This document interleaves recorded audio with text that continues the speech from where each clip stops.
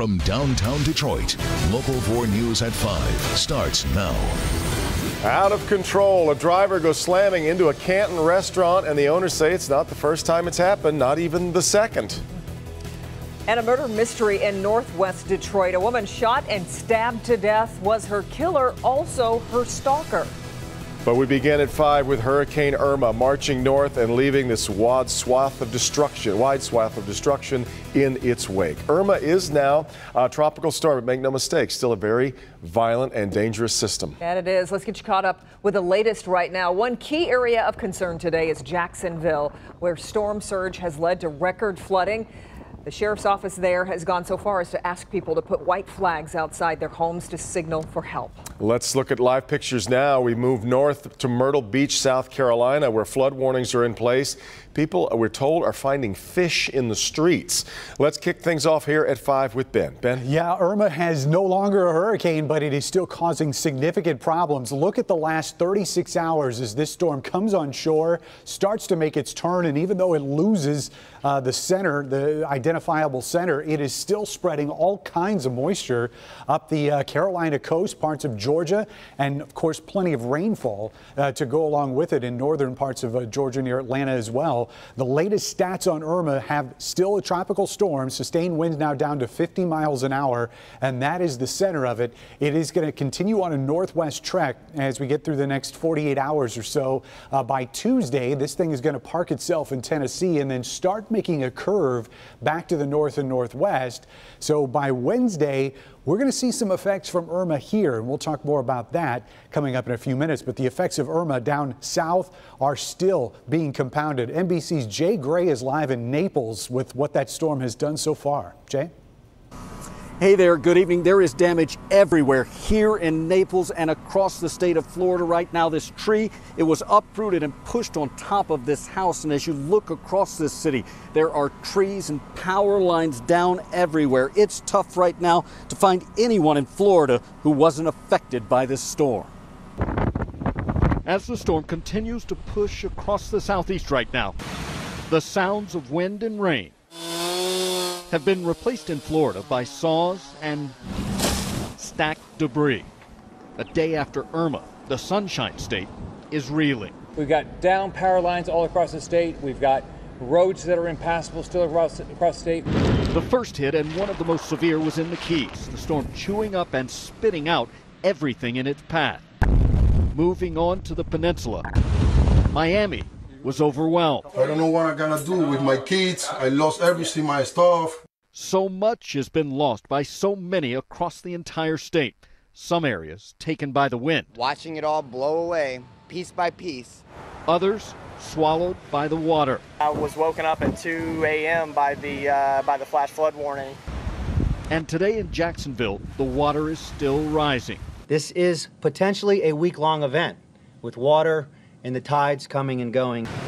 Of course, the cleanup and recovery will take a lot longer here. It's never real when you see it on TV until it happens to you. From the Keys through the Panhandle, Irma's wrath is all too real, leaving millions now to sort through what the storm left behind.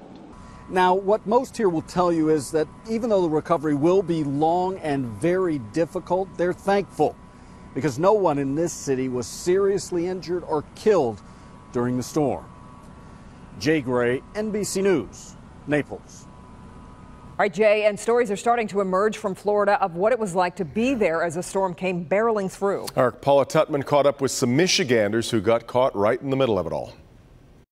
When you're from Michigan, you're more accustomed to blizzards than hurricanes. Stocking up on sand, salt, and shovels cannot possibly prepare you for when the ocean wants to come in. Jason Komick grew up in Jackson, Michigan, and moved to Florida 2 years ago. This weekend, he weathered his first big hurricane. It's a long, constant barrage of wind. And it really makes you, feel small, I guess, is how I would describe it. Instead of evacuating, though, he followed the lead of native Floridians. There's a lot of locals that were born and raised in this area, and they had made the decision that, hey, yeah, we're staying. So that also helped kind of give us confidence as well. Kathy Turley Helbig has a similar story. It made more sense for her to stay put though she considered leaving. There was no gasoline, so, I mean, a lot of people stayed because of that reason. And if a station did have gasoline, the line was like a mile long to get gas, and people were waiting for hours. Formerly from Dearborn, she now lives in Delray Beach, another Michigan expat. She's a little more north than Jason. She says with her hurricane-proof windows, she watched the hurricane blow past with a mixture of concern and fascination. The winds were very, very severe, and they were saying they were like 150 miles an hour or something like that. Today it's all about the cleanup, and here's where Florida is just like Michigan. It's neighbor helping neighbor and the never-ending sound of chainsaws. You know, when we look at a lot of these pictures, and they are absolutely devastating, Jason and Kathy both say that they really feel very, very lucky because for them, the anticipation of the storm was actually worse than the actual storm. Devin?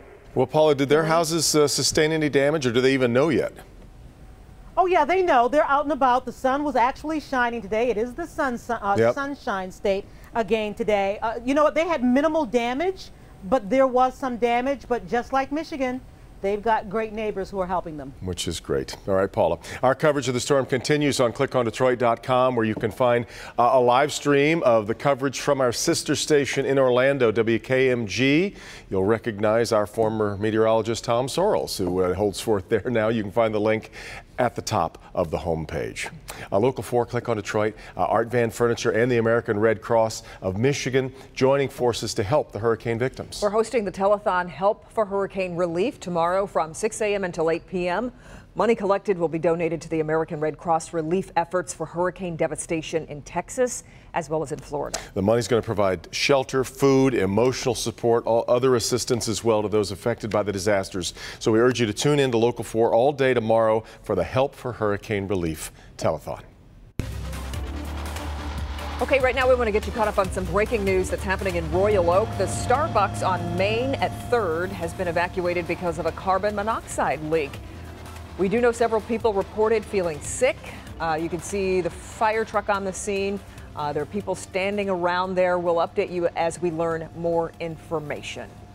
Our other top story today, brand new information we're learning about a deadly stabbing and shooting in Northwest Detroit. Police have identified the victim as 41-year-old Tiffany Hunter. Medics pronounced her dead on the scene at her home on Sorrento. That's in the area of Schaefer and Pembroke. Let's get to our Steve Garagiola live. Steve, police had a person of interest in custody, but I understand that's changed now. Yeah, well, Kimberly, that has changed, which leaves this an investigation with still an awful lot of questions. Just a horrible tragedy and what happened this morning in this home behind me. A familiar story in one sense, a quiet, lovely neighborhood that has left all these folks stunned with what happened next door. The victim is 41-year-old Tiffany Hunter. Police apparently got a call from a man who said he had gone to the victim's home this morning and discovered the body. According to police, she had been shot and stabbed multiple times. At least one neighbor says they had heard screaming from inside the victim's house 2 days ago. But beyond that, there had been nothing to hint that something like this would happen. I know she wasn't married, 2 daughters. She worked at Home Depot as a manager. She kept to herself. Just a real nice woman, stayed to herself.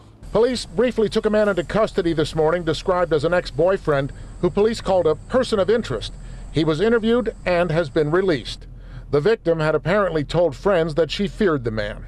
So it's kind of a shock to us that this has happened. Now again, this doesn't mean this person is of interest no longer.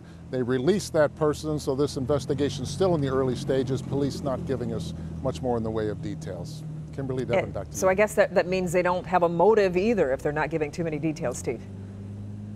Well, whether or not they have one, they're not telling us. Again, this person of interest did have a relationship with the victim, so it could be a function of not having evidence. It could be he has nothing to do with it, but police not sharing that. It's still early. Okay, keep us posted, Steve. We appreciate it. Shocking surveillance video shows the moment a car crashes into a restaurant in Canton. And not the first time it's happened. Here's a look. It happened at the Nehe's restaurant at Ford and North Canton Center Roads this afternoon. We're hearing the driver of the car hit the gas instead of the brakes. But believe it or not, this is the third time this has happened here. First it was a big shock, but then we kind of identified what's came in, and suddenly we started helping them out. This is almost third time happened right here, and I have to thank God for that nobody has hurt any of the time. I don't know, it can be a miracle or something, or we must be doing something right for the people. The owners went on to say they are going to address this with the landlord so that they can avoid it happening a fourth time. We're hoping to learn more about a double shooting on the city's east side. We've got video from the scene earlier today as police say 2 men were shot off of Healy Street in the area of 7 Mile and Ryan Roads in Detroit. Condition of both men unknown at this point, and there's no word on a motive either.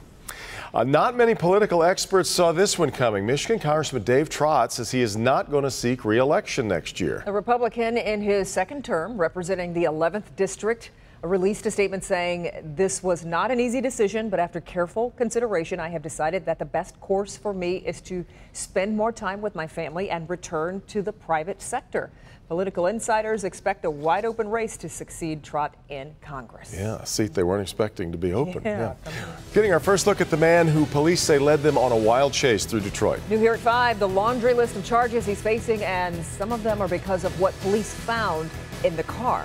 Also, more of the fallout from Irma leads to pain at the pump. Ahead here at 5, how much fuel prices are expected to spike? The answer may surprise you. But first, honoring the lives lost. Solemn memorials across the country today as America remembers 9/11. That's next. New at 6. Kid Rock versus almost everybody. A day ahead of his concert to open Little Caesars Arena, the star lashes out at the left, the right, and even local charities. Also, know anyone who wears an Atari shirt like this one? Police want to talk to this man about something else video game related. September 11th, 2001, 16 years ago today, our country changed forever. Today we stop to remember the tragic timeline of events. 8:46 a.m., Flight 11 hits the World Trade Center. 9:37 a.m., Flight 77 strikes the west side of the Pentagon in Washington. Then at 10:03, Flight 93 crashes into a field near Shanksville, Pennsylvania. Thousands of lives lost on this day, all heroes that won't be forgotten. Oh, say, can you see? In New York, on the very spot where nearly 3,000 people died at the hands of terrorists, thousands more gathered to remember them. In the days and weeks following the September 11th terrorist attacks, a nation promised to never forget. A promise kept even 16 years later. There's not a day that goes by that I don't wish you were with us. At the Pentagon, President Trump laid a wreath in remembrance of the 184 people who died there. The president reminding us of how our pain, our fear, and our anger brought us together in those dark times. Common bonds never felt so strong. The sacrifice grounds on which we stand today are a monument to our national unity and to our strength. But another September 11th legacy is war, one in Iraq and another in Afghanistan, which continues to this day. Vice President Pence invoked its victims at the Flight 93 Memorial in Pennsylvania.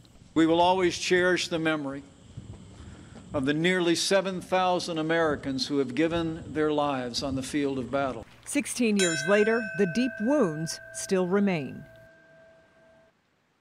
And the tragedy of 9/11 and the heroism of first responders was observed today in many communities. That includes Sterling Heights. Special memorial service held with police and fire department honor guards outside the Sterling Heights City Hall. City's police chief tells Local 4 about what he remembers about this day 16 years ago. The images that I'll remember is everyone running for their life down those streets in New York City as the first responders and fire trucks are going the exact opposite direction, knowing that there was a really good chance they were not going to go home that day. And that is what forever haunts me. And whenever I see these old video clips of 9/11, this is what I remember is the heroic efforts of everyone that was involved that day. Today's ceremonies included a moment of silence at the exact moment when the first hijacked jetliner hit hit the World Trade Center in New York. 16 years, doesn't seem always still awesome. so emotional. Yeah. You're right. Well, Ben and weathermen all over the country have had a rather busy couple of weeks. It really has been. Yeah, you know, and the phrase I keep hearing today is it could have been a lot worse. Had the evacuations not been heated, had we not had this much time to prepare. Exactly. But it was still a Category 4 storm and still did some significant damage. Here's Irma's latest picture, and it just is a shell of its former self. There's no defined eye here on the satellite image. Everything's sort of spreading out as the energy is moving from the center of this storm and just sort of expanding. We're still looking at tropical storm force winds more than 400 miles from the center of this storm, and there's still a lot to go. We've got plenty of moisture here, and you can see out here in parts of coastal Georgia and South Carolina, still a tornado threat. There's a tornado watch out until 10 o'clock on Monday, and if you follow the bands of Irma, there is still an onshore flow in parts of Florida. In fact, storm surge could still be a problem here in the Big Bend section of Florida. So places like Cedar Key, Horseshoe Beach, anywhere between 6 to 9 inches, or 6 to 9 feet, I should say, of storm surge flooding is possible as that wind continues to bring the water on shore. So we'll continue to watch that. But back home, it's beautiful. 74 outside right now. We've got a 6-mile-an-hour wind. Our pressure's on the high side. That's going to keep us dry here in the short term. We've sort of turned the lights out on Irma because I wanted you to see how thin these high clouds are. This is the visible satellite, so we're going to lose it when the sun goes down, but you can see those cirrus clouds that are spreading over the southern end of the state, not real thick, not blocking a ton of sunshine. Tomorrow we'll start to see those thicken up a little bit, and it looks like we will get some rain from what's left of Irma by the time we get into Wednesday. So the rest of tonight, we just see a couple of these high clouds, models not picking up on these real well, generally mostly clear, and finally back to average for this time of year. And then tomorrow into Wednesday, that's when the clouds start to thicken up. Wednesday, once we get to lunchtime, I think this rain's going to become a lot more widespread, and we're going to see light to moderate rain pretty much through the day on Wednesday, and finally wrap up on Thursday. Low temperatures tonight. This is a little bit of a departure. We're finally back to average. 55 is where we're going to go in the city of Detroit by the time we wake up tomorrow morning. South zone temperatures in the low 50s, especially out in Lenawee County, a little bit milder out here towards the lake, but there will be some upper 40s. Howell, Chelsea, out in parts of Genesee County, you'll wake up to the upper 40s. And in our north zone, same goes here. 49 in Lapeer, 49 in Marlette, and we'll hang on to 50s near the lakeshore in Lexington and Port Huron by tomorrow morning. High temperatures in the afternoon go to 77. That's not too shabby for this time of year, and after spending so much time below average, we're going to be above it for most of this forecast, including a pair of 80s for the weekend. Wow. And with sunshine to go with it. So stretch of summer there. What did we do to deserve this? Yeah, I don't know, but we'll take it. Exactly right. Thanks, Ben. All right, well, it could be a new way to relieve extreme pain without the risk of opioid addiction. New tonight, the surprising results of a new study that may help tackle America's growing epidemic. But first, stories from across Michigan, including this deadly crash. Next. Okay, across Michigan tonight, investigators in Lake Township and Berrien County are looking into the cause of a crash that left 2 people dead and 5 others injured. It happened Sunday afternoon on westbound I-94 near the 18-mile marker. Authorities say an SUV with 7 people inside rolled into a wooded area. The incident closed the interstate for about 3 hours. Investigators say alcohol and drugs do not appear to be factors. The effects of Hurricanes Harvey and Irma are being felt nationwide at the gas pump. Yeah, gas prices continue to climb in Michigan as a result of Hurricane Harvey and then Irma. AAA Michigan says gas prices statewide have risen about 7 cents a gallon over the last week. Dearborn-based Auto Club says the average price for self-serve regular unleaded gas in Michigan about $2.69 a gallon, 48 cents higher a gallon than it was at this time last year. Attention job seekers, Gardner White Furniture holding a massive job fair tomorrow. Yeah, the furniture company will hold on the spot interviews Tuesday during job fairs at all of its Metro Detroit locations, including its newest location in Novi from 11 a.m. to 7 p.m. The company is hiring people in sales, customer service, and stock positions. They also are recruiting drivers and warehouse personnel. Candidates should bring a resume, a government ID, and be prepared for multiple interviews. New at 5:30. As people in Florida prepare to rebuild after Hurricane Irma, they will be looking to Washington for help. How President Trump is responding. Striking out at work is usually not a good thing, but at this company, it's actually encouraged. People think better on their feet, so keep people active, keep active brain, active mind, active body. The playful way this company does business. He briefly shut down the freeway, leading police on a wild chase, and today faces a long list of charges. Count 2 is police officer assaulting, resisting, obstructing. Maximum penalty is 2 years prison and or $2,000 fine. But the most serious charge may still be to come. It's the season. It's a wild chase that came to a heart-stopping conclusion. Now, we're getting our first look at the man who police say was behind the wheel. Friday's chase brought traffic on I-75 in southwest Detroit to a standstill as this dramatic takedown happened. And now, the man that police say was driving, the 22-year-old, facing a list of charges. We bring in Steve Garagiola. And Steve, he is also in trouble for something police found in the car, correct? Oh yeah, he bought himself a world of trouble just by leading police on a 40-minute high-speed chase through downtown and the freeway. But then when the chase ends and they find marijuana, heroin, and cocaine, his troubles got bigger and they could multiply even still. 24-year-old Jerron Sherrard arraigned this morning on a list of charges, including possession of marijuana, cocaine, and heroin. The rest of the charges stem from a wild police chase this past Friday when he refused to pull over when police tried to stop him. He eventually abandoned his car on I-75 and was taken down by half-dozen officers, leaving the driver of a minivan caught in the middle a little stunned. A guy jumped from one side of the road to the other side. And at that point, I really didn't know what to do anymore. I was so scared. For that adventure, Sherrard is charged with fleeing and eluding police. And with 2 previous felonies on his sheet, Sherrard will be tried as a habitual offender, which means any sentence for which he is convicted is automatically doubled. Under the habitual, it would be a 10-year offense. Do you understand that? Yes, I do. Thank you, sir. I never Okay, now, okay, hold on. I'm going to enter a plea of not guilty for you. Sherrard's bond set at $75,000. His preliminary exam set for September 18th.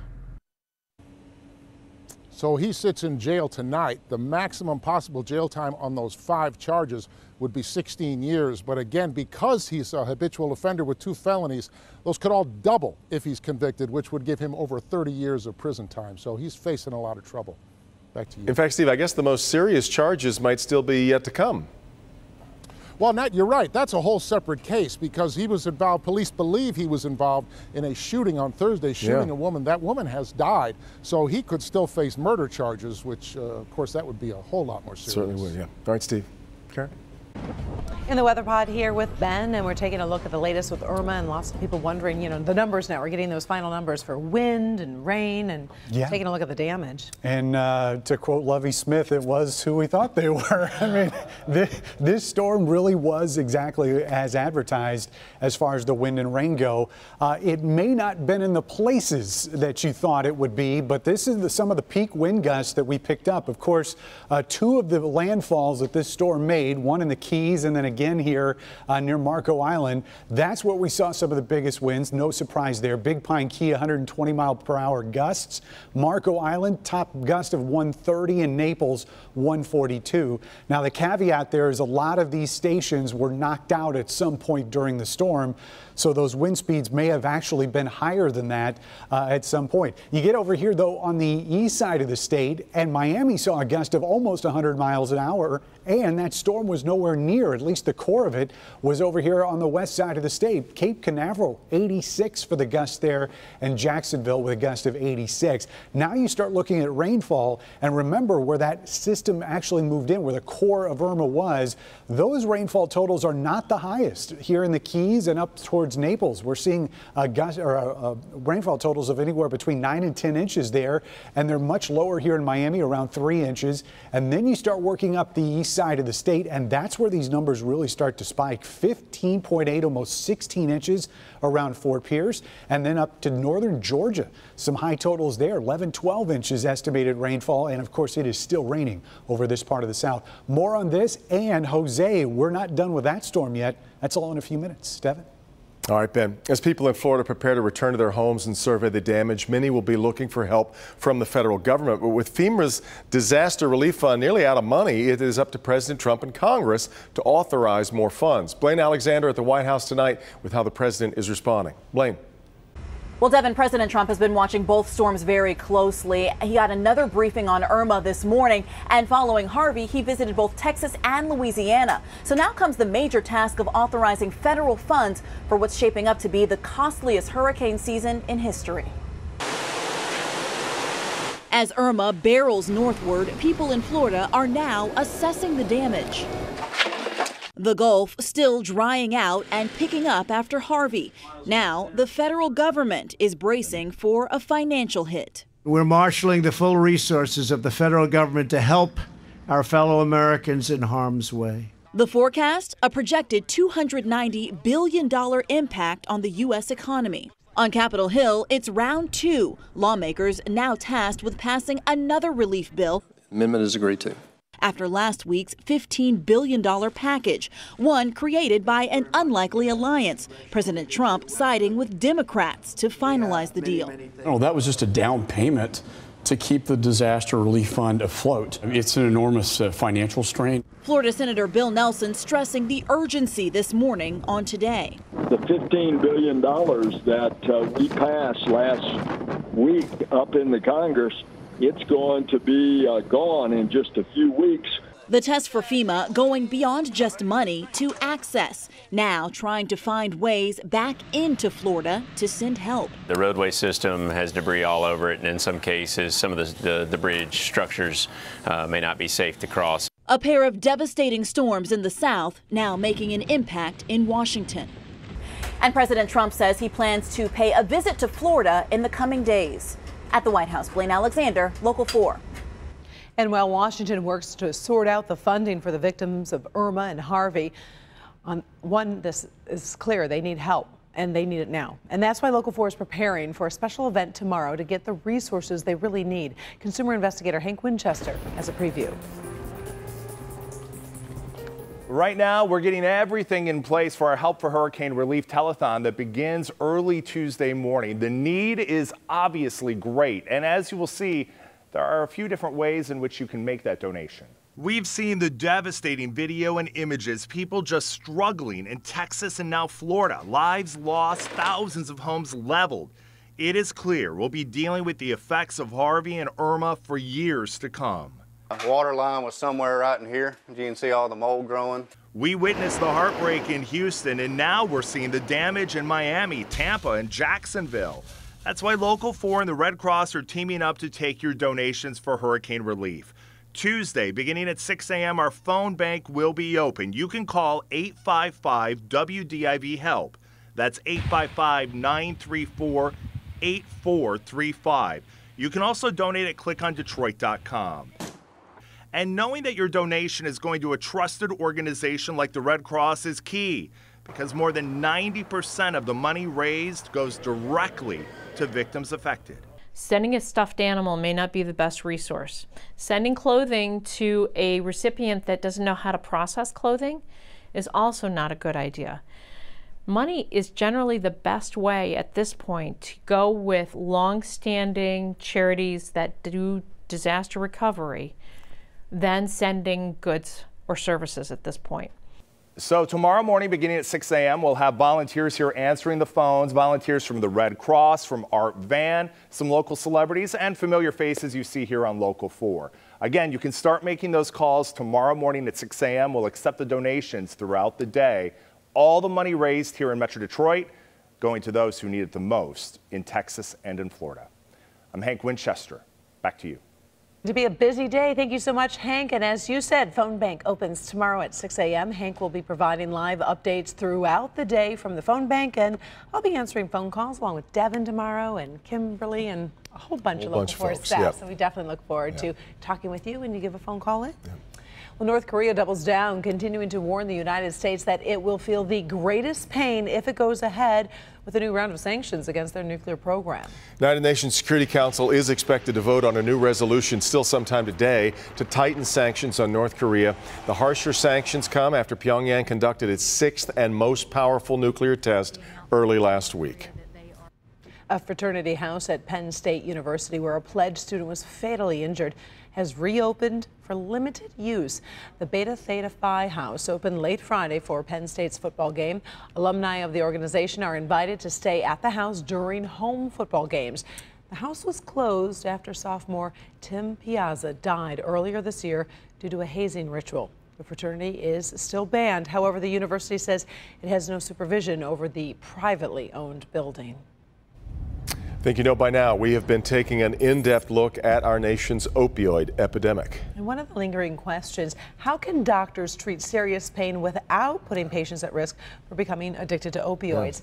Our Kimberly Gill is here with a look at some new research that could help. Yeah, it absolutely could help, Devin and Karen. The solution may be hidden in our own brains. Scientists have discovered a potential brain reliever that works on a previous unknown pain pathway. It could be a new target for drugs and a new approach to treating pain. Scientists at the University of Texas at Austin are exploring uncharted territory in the brain. So we decided better than to compete with the pharmaceutical industry, we might play on the sidelines where they didn't have a keen interest. That sideline, a receptor in the brain and spinal cord called sigma-2. They discovered it was involved in pain, and their team built a new chemical compound designed to target the pain felt by those receptors. They tested it in mice with nerve damage. When they compared it to gabapentin, a nerve pain reliever already on the market, the drug they made required smaller doses and lasted longer. Of course, we want to avoid all the side effects that are associated with opioids. But because this class of compounds doesn't target receptors associated with addiction and reward, we feel that there's a good chance that these types of compounds may be free of addictive properties. A lot more testing needs to be done, but we think that others, including pharmaceutical companies, will get involved and will help us facilitate the process of bringing this from bench to bedside. And what started off as making molecules in a lab may someday help patients with chronic pain. That would be extremely rewarding to be part of that. Now, obviously, it's a long road from mice to humans, but if testing of this new compound goes well, the goal is to be able to get it into a pill form very soon. And as you know, we've talked about in our opioid special and other special reports that we've had, this is a problem that is not going away anytime soon. And we heard so many people say that we don't want to get to the point where we forget that pain management is a legitimate, issue for so many people. Got to find a new way. It's chronic that you deal with every day, but how we're dealing with it clearly isn't working. Yep. Thank you, Kim. Well, Apple is set to make a blockbuster announcement tomorrow. New here at 5:30. What's in, what's out, and how much that new iPhone will set you back. Jamie. If you live or work in Troy, you know what this place is, Thunderbird Lanes. Well, it's got a new owner, it's been remodeled, and it's got a new business plan, and yet it's still all about fun and games. All right, Jamie, but first, a teenage girl goes missing at a party, but it's where they found her. Hours later, has police investigating and her mother calling for justice. That's next. Welcome, everyone. Millions left their homes to escape Irma, but he stayed in a vehicle. A man from Royal Oak describes what it was like to ride out the storm in his RV. Also, how a man's height as well as his weight could affect his risk for an aggressive form of cancer. We've got that coming up at 6 o'clock in Good Health. The family of one 19-year-old woman is hoping police can get answers on their loved one's gruesome death. 19-year-old Kanika Jenkins' body was found inside a hotel freezer Sunday morning, a day after she had attended a party there. Jenkins' family searched for her after they couldn't find her Saturday morning. Relatives of the young woman say police believe Jenkins was intoxicated and walked into the freezer on her own. The family is not buying it. It's something that no one could ever imagine. It's unbelievable. I believe that someone in this hotel killed my child. Police say Jenkins was pronounced dead at the scene after her body was discovered. Hotel staff continue to cooperate with authorities in this investigation. For decades, Thunderbird Lanes has been an iconic location along Maple in Troy. Back in its heyday, getting a lane was no easy feat, but over the years, things changed. Eventually, the bowling alley was sold to a buyer. Saw this building's very unique potential, though. Now, Jamie Edmonds shows us the pretty slick transformation. Back in the day, this was a bustling bowling alley in Troy. Now it's a busy digital marketing company that's kept a lot of the previous owner's things. And yep, that includes the lanes. It's the middle of the day on a Monday, and these people aren't working, and that's A-okay with their boss. Anytime during the day, if you're trying to solve a problem and you need to take a break, you can go over there and throw a few. Scott Wiemels is the CEO of 24G. He started the digital marketing company 10 years ago in his basement in Royal Oak. As his business grew, so did the demand for space. Enter the old Thunderbird Lanes on Maple Road.